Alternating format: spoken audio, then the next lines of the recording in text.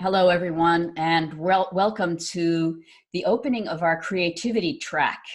I'm very excited about this one because I have spent my whole life pursuing different kinds of creative endeavors, and it's been really interesting to see how creativity and Feldenkrais are actually beginning to become linked in so many different ways.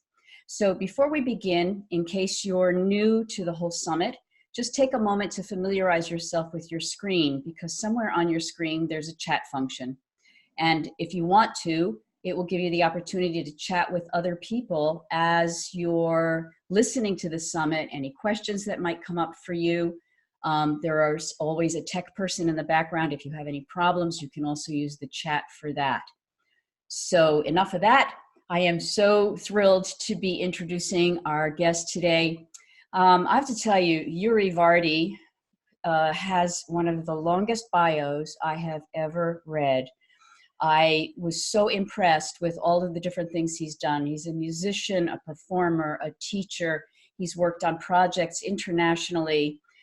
He graduated from Yale. He teaches in Wisconsin, and you can get all of that information actually on feldenkraissummit.com. But I have found so much of what he's been doing so exciting because he's used his Feldenkrais and his music abilities to create very unique approaches. For example, he's created something called the Summer Cello Institute in conjunction with the Feldenkrais and Musicians Workshop. So, and that's, I believe, in Wisconsin, but you'll talk more about that as we get along. And he has innovated many different projects working with Jewish music, Arabic music, big events that have been performed with various symphonies. And so, oh man, I've really built you up now, Uri. Welcome to the program. I'm very glad to be here. Do you hear me? Yes, we can totally hear you. I'm very happy to have you here. And I wanna actually open with a question that's related to something that you wrote in your description, just to kind of get you thinking right away. So, and what you wrote was, most humans accept the ways that they move as if that they were a part of their genetic makeup. In reality, they learned to move by trial and error, and their nervous system is wired according to their experience. And I thought it was very interesting to read this in a description from a musician. How could you address a little bit how that particular statement relates to the way you start to teach musicians? Well, I think the most important thing for a teacher, and Feldenkrais is a method of learning and teaching. So I see myself as a teacher using also the Feldenkrais method in order to help my students learn better. Now, when I approach a new student, I always am interested in their makeup. I'm very nosy. I'm curious who this person is. I'm not there to tell them what they should know or how they should play or how they should feel. I'm just curious about who they are. And then my curiosity usually leads them to slowly figure out their habitual being, what they are accustomed to experience as humans, also as musicians. A lot of musicians feel, for instance, that if they don't get tense, the music is going to be boring. It's something that is so deeply connected to their way of understanding their musicianship, but it is a way that has been formulated through their evolution, their development. It's not something that the genes, I think, have made them feel that way. but something on the way made them become so attached to a certain way of expression. Now, I'm very curious about that way, and I want them to become very curious about it. I'm not there to change it, because this is them who feel. I just want them to notice that this is what is going on, and then maybe very slowly, like what we do in FI when we touch someone, we don't want to ruin their patterns. We want to join it and then suggest very subtly, maybe, try, what if you did that? Hey, listen to the sound, listen to what is going on. And then slowly, they start learning that actually their habitual way is not the only one way that they can express, but there are so many other things within them. It's not that I'm going to impose on them something. Was that too long? No, not at all. Not at all. No, you could talk forever about this subject. It's great. But what I got from you as you were talking, which I thought was really interesting, was this statement that a musician has the idea that the music is only good if they're tense. And it reminded me of sort of the principle that there is in so many other things where, you have to suffer for your art, or no pain, no gain, or if you're not working hard, then it must not be worth it.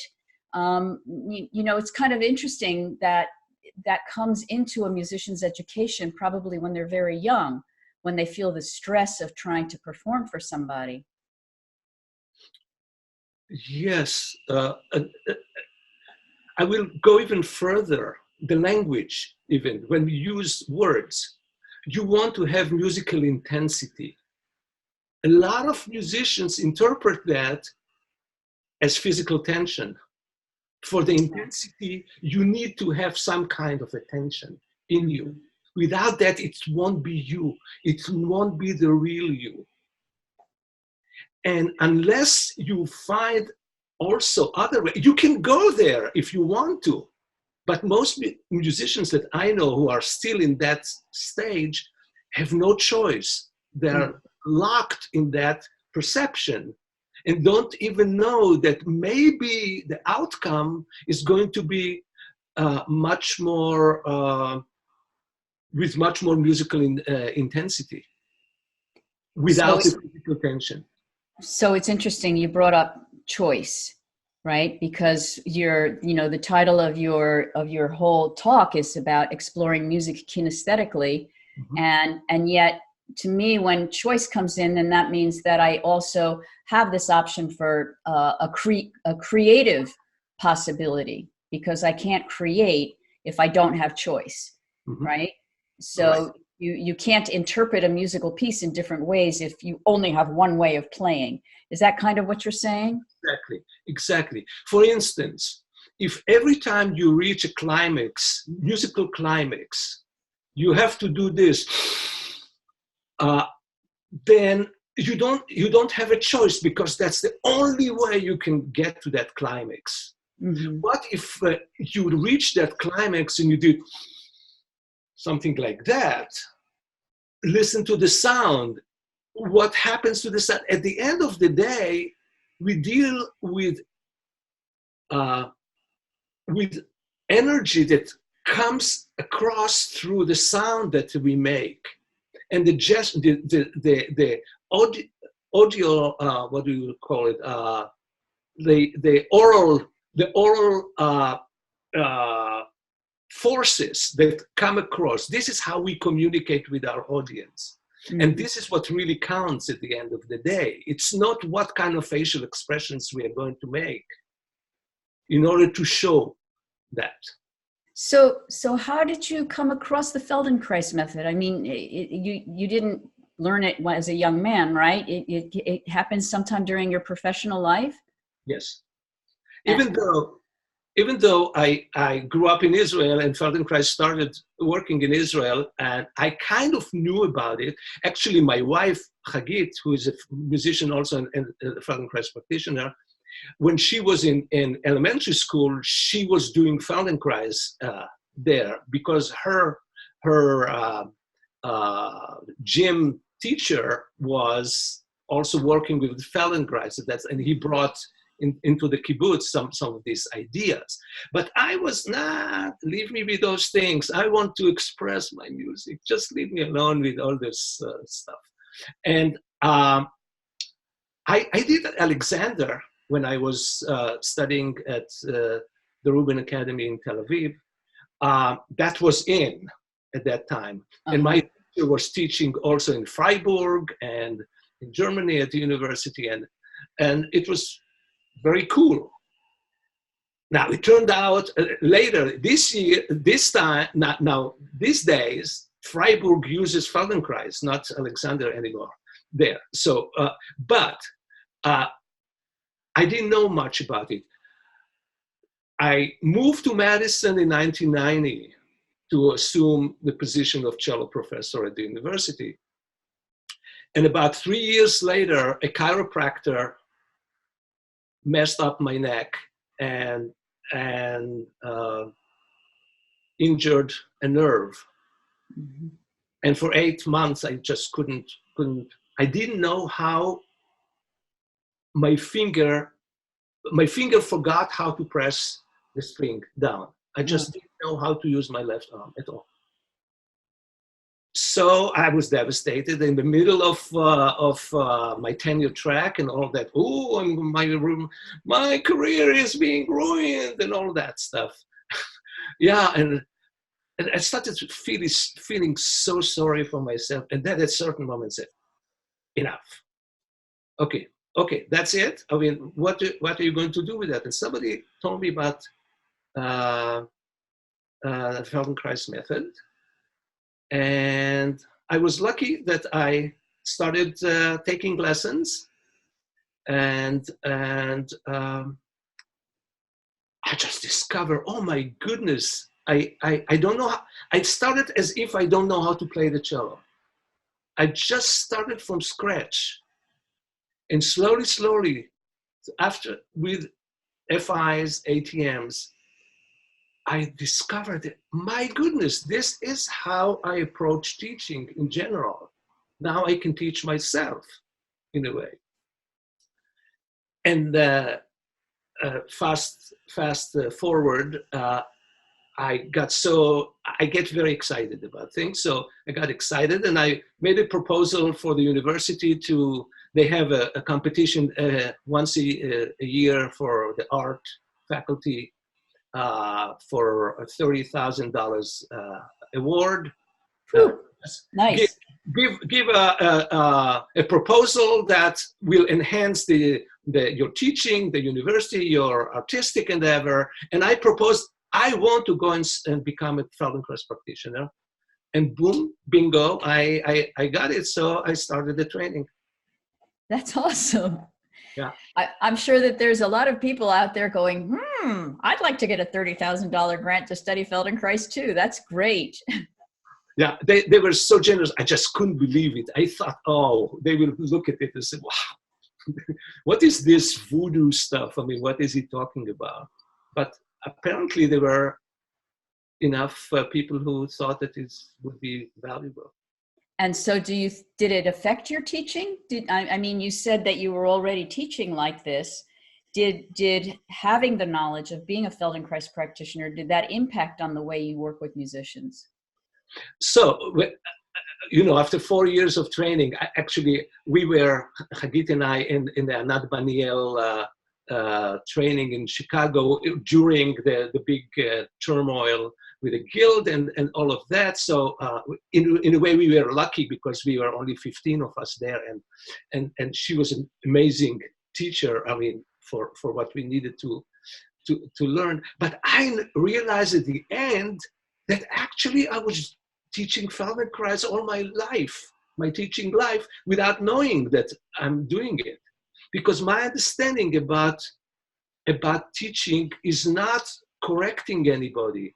It's just exploring everything that is there and trying this and trying that and relating things one to the other and attending to the minutest details. And also not cognitively also, but kinesthetically and on a sensory level. So then what, I mean, what did you gain then? If you were already doing it, if you were already quote unquote teaching Feldenkrais before you did the training, what do you feel that you gained from the training to be able to enhance that work? More clarity. Uh-huh. More clarity, more specificity, knowing exactly actually what I am doing. I had no clue what I was doing in a way. Intuitively, that's the way I approach teaching. But I got the tools to enhance it. Mm-hmm. So all these ideas about differentiation, in order to use my right arm, I don't necessarily have to raise my shoulder. I can just raise my right arm and the shoulder can go down, and which produces a different sound. Absolutely. If just noticing that every time I want to play a bow with my bow going down there, my head always wants to go with the bow. What happens if my head goes the other way? Every time I go up with my left hand up on the fingerboard, my head wants to go with the hand. What happens if my head goes away from the head? What kind of expression do I get there? All those things became so fascinating for me. And then I get fascinated. So I'm like a kid. I found a lot of new toys. So immediately I bring it to the sandbox with my students, and then I make them get fascinated by it. So do you simply use your knowledge and your ability to observe within the context of playing, or do you actually have them lie down and do awareness through movement lessons? How do you approach the actual teaching of someone? Do you combine it in some way? Okay, that's a wonderful question. First of all, I don't know what I'm doing really. Am I doing Feldenkrais? No, I'm a cello professor. So I'm doing, and I always say, I don't care what means I'm using. I'm interested in making good music and helping my students make good music. So I'm going to use any tool I have. Feldenkrais is an amazing tool for me to use. So I'm sitting in a cello lesson and teaching them all the minutest details of what it makes a cellist technically able to manage the instrument well. But I'm very attentive to their habitual musical patterns also, not just the physical patterns and the emotional patterns that come with that. And I'm not there to scold them for those patterns or to change them. I'm there to witness with them those patterns and help them. Okay, so this is, the first thing that I do with them is make them enhance the pattern. Just exaggerate the pattern. Let's say physical pattern. You shift to a certain place and you always miss the shift. And if you listen carefully, you most often going to miss it to the same place, pretty much the same place. So instead of correcting it, I will instruct you as a teacher to aim at the same place that you miss. Now aim at missing that note. Really miss it, but exactly to where you miss it. But once you have the ability to miss it well, you have the ability to do anything on the fingerboard. So that's a very, I think, Feldenkraisian way of thinking about issues. Right. So you apply Feldenkrais principles in your cello lessons. So what if a practitioner is not a musician, but they get a client who's a musician? How could that, I mean, do you have to be a musician to help musicians? No. But I always insist that if you don't like music, don't touch a musician. Okay. Say more. A musician will feel if you like music or not. A musician who really spends a lot of his livelihood creating music, that's where their focus is. So they will sense if your energy and your touch and your focus involves also positive feelings towards music. You don't have to know all the details about good music making, but you have to be sensitive. I find that if you're not a musician, I think part of my success working with musicians as a Feldenkrais practitioner is that I'm focusing on their music. And most musicians don't want anybody from the outside telling them, after all these hours of practicing and after going to the best teachers in the world to make good music, somebody comes to them and tell, don't do that because it's not good. This is not well aligned. This is not something. Mm-hmm. So I think if they play their music and I make them listen to what they do, and then I ask them to do certain things and ask them if they like the outcome of what we are doing better or not. If they do like it, I said, okay, now it's in your hands. You can choose to get there. If you don't like it, throw it away. But first experience it. And it is for the sake of music. Now, the outcome is also that their body is going to be much more coordinated and more flexible and less rigid, mm-hmm. which can assure them that there's a good chance that they will not get into music-related injuries or will heal faster from injuries that they incur. So one of the challenges that I find sometimes when I work with musicians is going back all the way back to the beginning of our conversation, this excessive tension that they can't seem to let go of, whether it's, as you put it, the intensity in the face, but sometimes, and you were demonstrating the shoulder, sometimes there's a shoulder held, depending on the instrument that they're using, or they do crazy things with their feet. And if I'm not working with them in an awareness through movement lesson, I mean, are you suggesting that, you would want them to intensify the craziness of the feet or hunch the shoulders more? Is that a strategy that you like? I like that strategy to start with. But then I don't tell them only don't do that or do something else. We start playing with that tendency. Then they learn to differentiate the tendency to slightly different direction. Okay, so they always lift the shoulder in a certain way. Why don't you lift the shoulder a little bit further to the front? Mm-hmm. Lift it to the back a little bit. Now drop it. I mean, play with it. Make mm-hmm. circles with the shoulders as you do certain things. And then, the hardest thing is to go into all these nuances of differentiation, or learning to differentiate more parts. For instance, if you want to differentiate the shoulder from the upper arm,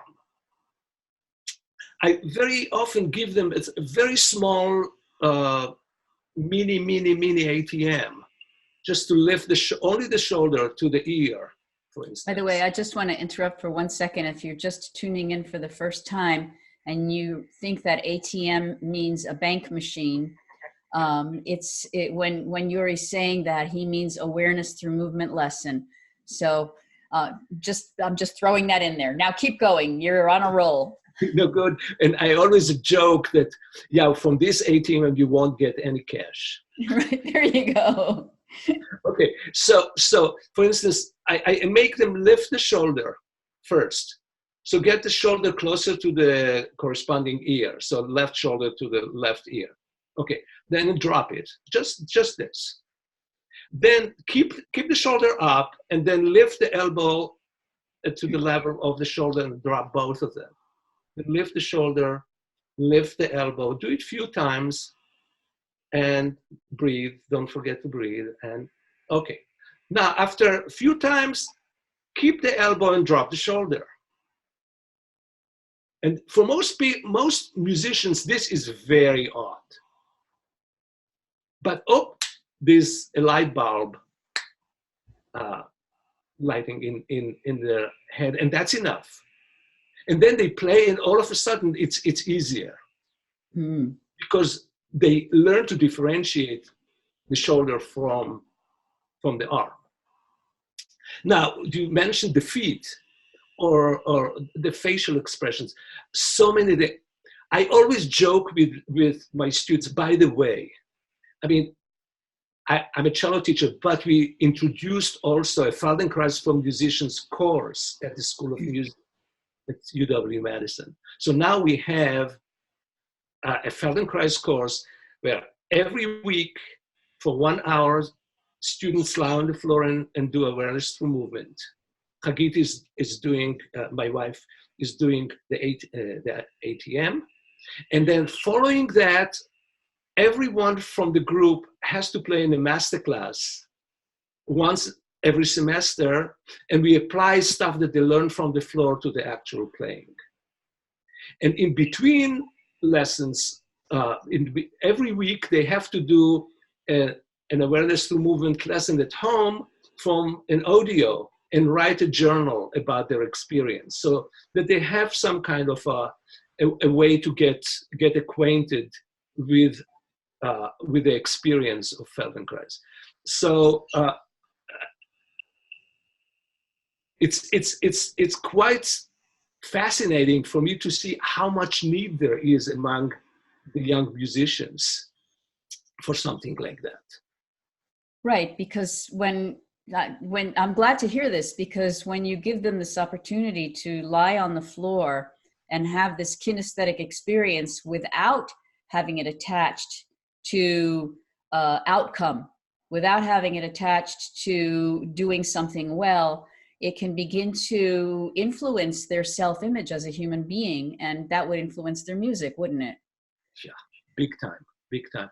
I just find so many teachers are so attached to some kind of a goal that they believe that the students should reach. And by their being so attached to that goal, they direct their students towards their goal, the teacher's goal. And they don't ever investigate whether this is something that the student really wants, but they tell them, if you want to succeed in this world as a musician, you must reach this goal, because otherwise you won't be able to be a good musician. This is terrible, I think. I'm really sorry. This is awful.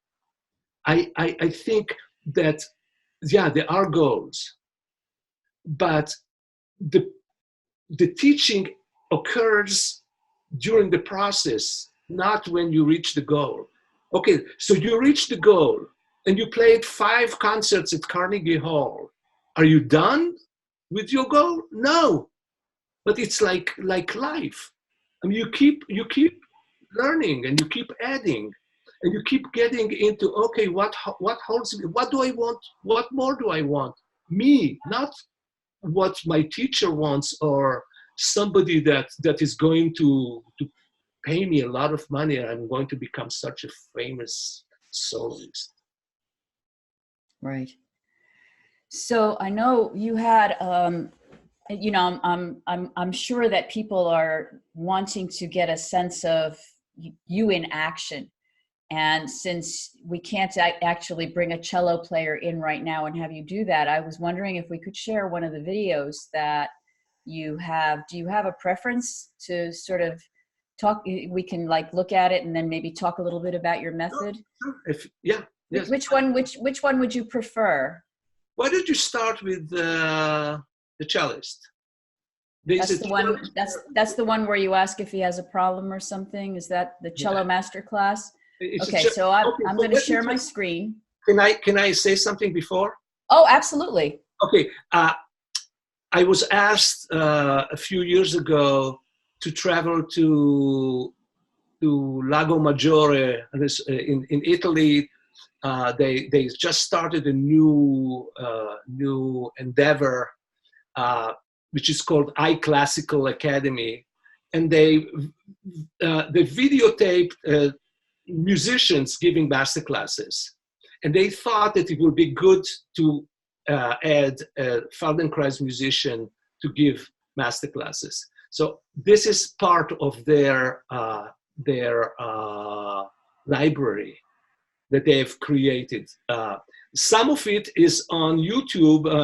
They use teasers on YouTube just for people to want to go and purchase and register to their website. But this is one of them. Okay, this sounds good. So give me a minute to get it onto the screen. It's this one, right? No.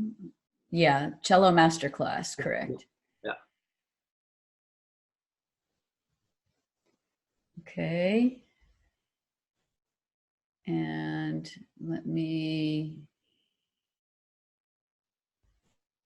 hit play. We are so focused on where things really happen in the contact between us and the instrument. And we forget the other parts. And we think, okay, they will come along somehow.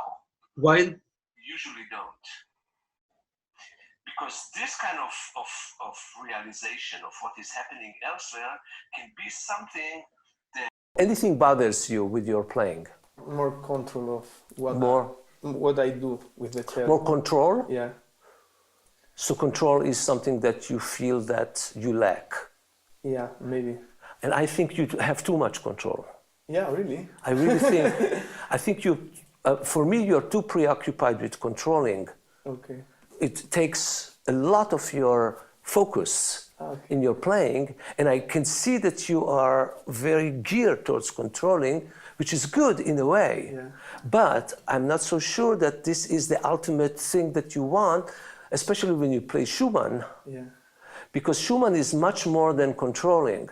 Yeah. Schumann was very, very uncontrolled. And I want to try something. Yeah. I will put this chair here, and I want you to put this foot on the chair, straight, like this. And you put this foot on this chair, straight. And play the opening. And see, I know that it will be a little bit strange because...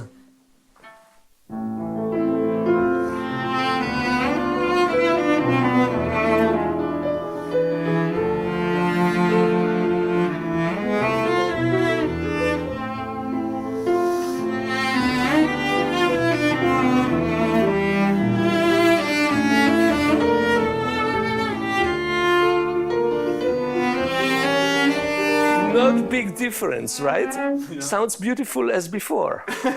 Why do you think? Okay, that's enough. It just. Why do you think I wanted you to do that? Maybe when I play, I am really behind, no? Or... You're behind, and your feet have no part in your playing at all. And it's not bad, but it puts you in a certain place where the range of expression becomes quite limited, because a very important force or resource of power is missing. If you do...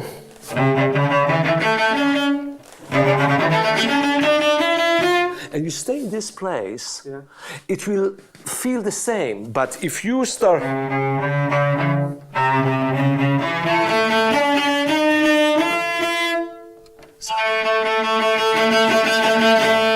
by just speeding up and coming closer and closer and closer to the frog, you will immediately gain the momentum. But if you stay in the, it's like digging, you know, dogs, how they dig in the sand? It's a little bit like that rather than, try that once. No, so start really further up. Let's do it slowly. But you see, you don't let the arm really move on its own. No, stop. No, start with less.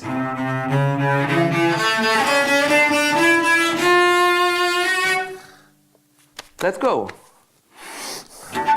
And then you land. Okay.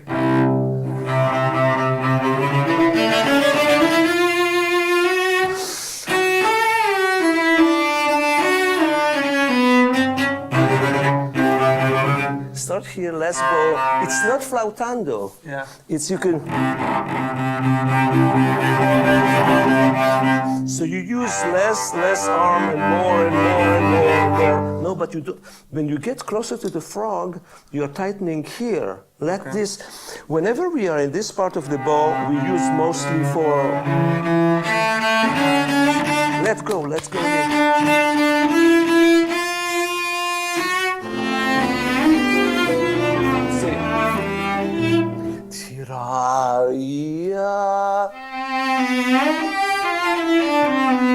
Something happens between those two notes that is not the same as before.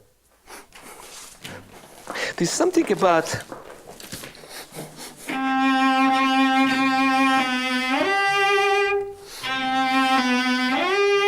you could do in many, many different shifts, but there's something about the yearning to the G.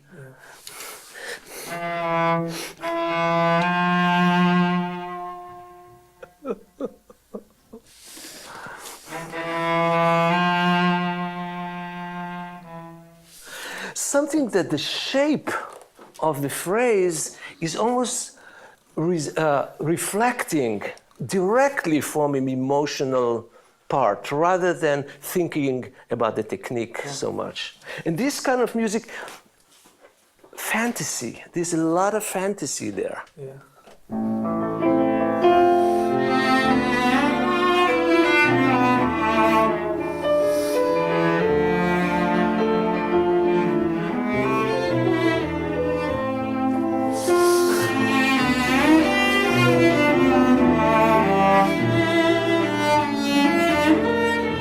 Shooting notes, the B flat,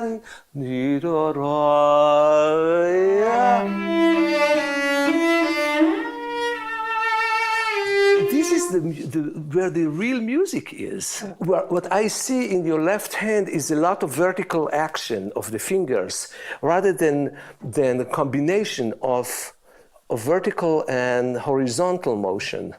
So you want to mix them a little bit more if you can. Try it one more time. And keep your feet. Yes, yes.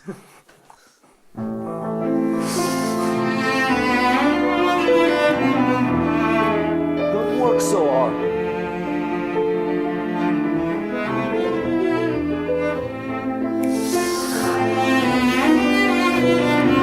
Yeah. That's the old one.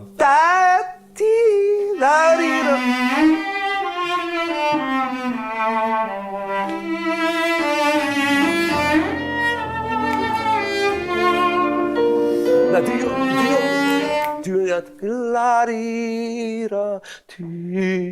Do you realize that you do that?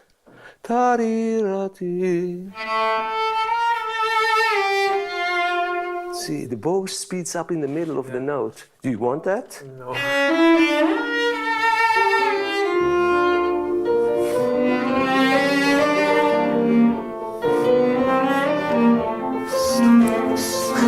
You see, that's an emotional moment. If you don't get emotional there, nobody in the hall is going to get emotional. So just give me a second to stop the wherever it went. I certainly got a lot out of that one. In fact, I started to think about the process that you were offering there in terms of any creative process. You know, one of the things that really struck me there was your speaking of the emotionality of the notes, and then also what was happening in speeding up the bow at the last minute of hitting that note. These to me were two aspects of all of us being in too much of a hurry to try to get kind of force or power or impetus, and that there's something that we need to listen for more deeply. Can you talk about that? How were you able to sense that, and how do you feel you were able to communicate to the student about those two things? Well, there's something that is hard for me to verbalize, because the process that I'm going through when I teach is mostly relying on my intuition first and making me go by what I sense or what I see or what I feel coming from the student, and reflecting it to the student. And very often I don't know what my lips are doing or what my words are. It is something that comes for me much more spontaneously, intuitively, and then when I look back, I say, "Oh yeah, that's what I meant." But I'm not calculating a lot how I'm going to make it come across to the student. Now, the thing about the energy or the emotion that comes between the notes. Music for me happens between the notes, or mostly by the way that the notes are connecting. It's not the notes so much. And a lot of musicians are, especially string players, are so focused on the note that God forbid it's going to be out of tune and with bad sound, and they forget about the contour of the music. And the contour involves also a certain way that your movements are choreographed while you play. If the choreography of your playing is very contrary to what you want to express musically, it's going to be a clash. And usually when there is a clash between your intention and the way that you use your physical movement with the emotional musical ideas, you're going to get into very, very tense moments physically and emotionally. And a lot of musicians I find that are struggling with those clashes. They don't understand well enough how to make their musical ideas come across with the choreography of their playing, so that they really move in harmony together in an organic way, that everything is geared towards the same musical idea. Because if you want to reflect something very serene, you want to express something that is flowing very fluidly. And at the same time, your body is making very abrupt gestures, you're going to be struggling with the idea no matter what. I'm using in my Feldenkrais teaching for musicians musical terms. When I ask them to get from one position to the next in a fluid way, I ask them to do it molto legato. Molto legato is the most fluid way, and really trace any hint of a staccato or abruptness in the movement. So a lot of what the musical intentions have to be reflected also with the physical choreography. So, again, very interesting. I was thinking from the perspective of, you know, having been a dancer, that if a dancer is only thinking of the steps, and they're going from one step to the next step to the next step, and they're not feeling that movement in between the steps, it's kind of the same as what you're saying about a musician only playing the notes. The quality, though, that I'm interested in is that in order to really follow between one note and the next note, to be there in between the notes, there's a quality of listening that's required, that, you know, that I think is very much like the way we listen to the way I move my shoulder, or I listen to the space in my breath. To me, it's very much like a Feldenkrais process in a way. Exactly. Yeah. That's it. That's why I don't know if I'm doing Feldenkrais or I'm doing music. It's the same. That's the point. And you know, the more the longer I live, the more interested I become also in other aspects of our life, how we learn to look for more details about who we are and what we have. So all those differentiations that we go through, for instance, I mean, during our training in Chicago, I don't remember which segment it was, but there was one segment where all 15 members, students there, had kind of a mental breakdown at the same time. And how does this happen? Just for moving on the floor. How does this affect the entire system? So when I'm teaching, I need, especially when you have to communicate something through your art, through your music, something that involves your heart, involves your emotions, but you're so scared of your emotions. How you going to get access to those places that you're so scared of and share it with your audience? First of all, you need to become aware that you are scared. And not, okay, I'm scared, so what?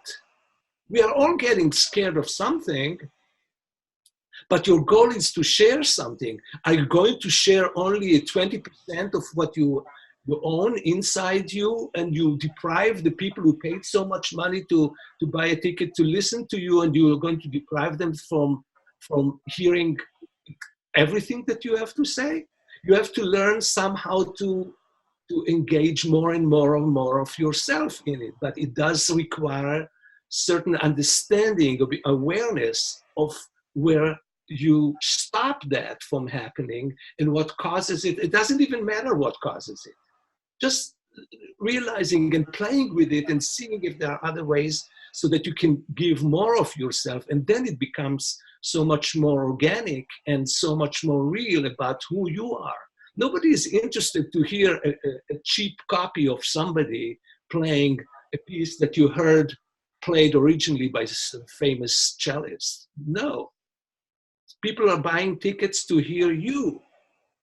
And you need to have something important to say. You want to know what it is that you want to say, and gain the tools to do it. So this is really interesting, because I'm sure that so many people who are not musicians don't think about that the music is trying to say something. They're just letting the music just flow on them and feel the emotion, and maybe the emotion is definitely saying something, but to realize that a musician needs to actually learn what they're trying to communicate, not just in notes, but in thinking, feeling, sensing, and movement, right? All of those parts. Yes and no. Yes and no. Okay. I love it. Finally, I got a no out of you. Yeah, because what I'm saying, well, composers wrote a roadmap to us, musicians. The composers put on the page, it's like a scavenger hunt. They put cues how to find this treasure. And we are there to find the treasure and share it with our audience. But we have to go by what the composers gave us and then involve our inner world with it and make sense personally, emotionally, with what the composers gave us. Mm-hmm. For that, you need to know the background of the composer also and understand the language, and then gain access to it from your own life, from your own experience. But in order to know what your experience is, you have to sometimes to get into places that are not very pleasant for you, because music is not always very pleasant. And a lot of people are scared from the unpleasant places, and they try to mask it and pretend and do something rather than go there. And when they learn not to be so afraid of it, the music becomes so much more genuine and real, and not some kind of a cheap poster that you buy at Walmart. So I love that you use the metaphor of the treasure map, you know, because this whole summit is about the map and the territory. And, you know, so as you were talking, I was thinking about, you know, this map that a musician has, and there's a treasure that they could find, but because of their fear, they take these detours into the wrong direction so that they can't find the treasure. And yet, to me, the treasure and maybe the map has to also be inside of myself.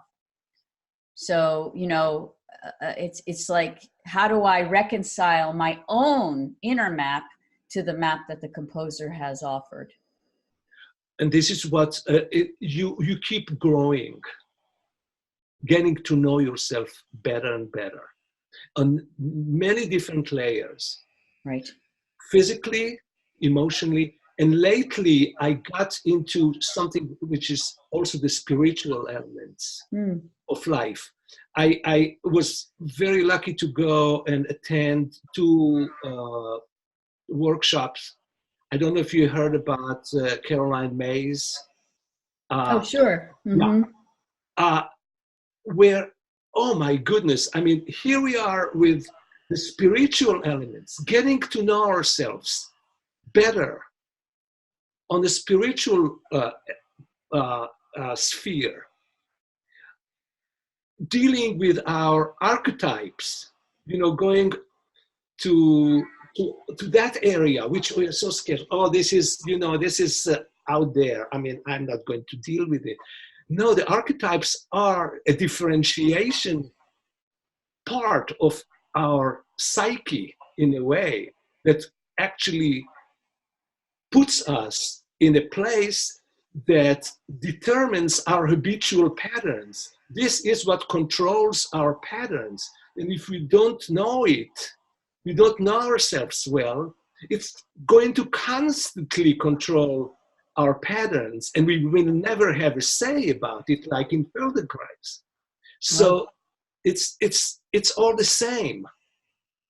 I feel like we're preparing ourselves for a conversation with Uri Vardi Part 2, kind of a new exploration. Because, oh my gosh, we're just touching on the subject and we're just about out of time. And I want to make sure that everyone gets a chance to know about some of the programs that you are developing. So could you give us a little bit of a talk about what you're doing this summer and some of the programs you're doing? Yeah, so actually, my wife Hagit and I started about 8 years ago the National Summer Cello Institute NSCI that you mentioned at the beginning. And we started it in Madison. It was hosted by the University of the School of Music at the University of Wisconsin-Madison. And for 3 years, the College Music Society was sponsoring it also. Last year, we moved the Institute to upstate New York, to Caroga Lake. A former student of mine, Kyle Price, started a festival there. Kyle came to know me, his master's and doctorate with me, because of this institute in Madison, and we decided to move the institute to Caroga Lake, to upstate New York. So it's going to start on May 30th and goes for 17 days. So it's geared towards music, to cellists mostly, but then the first 7 days are open to all musicians, and any musician who wants to take part in it is welcome. Another thing is that I'm doing is, well, Hagit and I are also teaching at Trovinia in Chicago for 1 week, Feldenkrais with the musicians there. And then I'm going to a program in Tuscany in Italy. It's called CLAS, like classical jazz program, where musicians are, it's in Arcidoso in Tuscany, not far from Siena. And for 3 weeks, people are exposed to both jazz and classical music. And I'm just, I'm helping, it's a new program that I'm trying to help build. And it's a wonderful place and a good opportunity to get some more of these ideas there. So people can find out about all of these by going to your website, or you can go. Yeah, the class is CLAZZ, International Music Festival, and you find it. Or you know, our institute is, our website is called, for the Cello Institute, it's called Your Body is Your Strad for Stradivarius. Your Body is Your Strad, right? Okay. .com. So yourbodyisyourstrad.com will take you to the website of the institute in Lake. And we'll have those links on feldenkrais.summit.com as well, if you weren't able to write that down. So I just want everyone to know that this video will be ready in a couple of hours, and it will be available for replay for about 48 hours. After that, for free. After that, of course, you can always listen to this if you purchase the all access pass. So Uri, I feel like I just had a wonderful evening of learning and entertainment. Thank you so much. It's been great. And I just want to invite everyone to stick around, because there will be a wonderful awareness through movement class with Dorothy after this. So thank you. I don't know if you have any closing words you want to say, Uri? I enjoyed very much talking with you. I enjoy your creativity. I think we find a common language. You're very spontaneous. I feel like allowing... I know. I want to bring my accordion over and have you teach me how to love playing my accordion. And Wonderful. okay. Well, thank you, and good night. Good night.